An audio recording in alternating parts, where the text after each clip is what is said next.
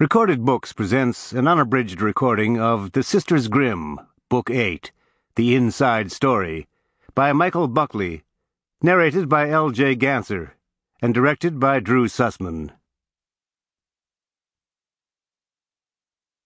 The first explosion sent Sabrina flailing backward to the floor of the ancient tomb. Her head slammed against the stone, and her sneakers were blasted off her feet. Before she could stand up, there was a second explosion. The noise rattled her eardrums, and a blast of wind scorched her face, neck, and hands. But the third explosion was the one that really frightened her. It split columns in two and churned the ground like a pot of boiling water.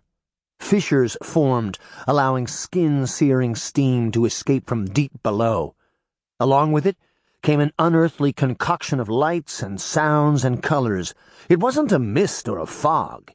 It was alive, made from something old and angry.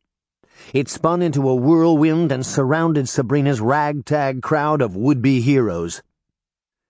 "This is not good!" Daphne shouted over the din. "We have to stop it!" "Be my guest!" Sabrina cried. "If you haven't noticed, I don't have any magical powers. I'm not an Everafter. I'm just a girl from New York City." Sabrina searched her mind for an idea, a notion, a plan. But there was nothing. Why was she drawing a blank? This wasn't her first end-of-the-world scenario. She had always managed to find a solution before. Where were all her brilliant ideas when she needed them? There was a fourth and final explosion, and something inside the odd swirling gases began to pulsate. A loud pounding rhythm, not unlike a heartbeat, filled Sabrina's ears. The light and sound and color formed into a single being, with eyes like a bottomless pit and a smile that chilled her bones. It was too late.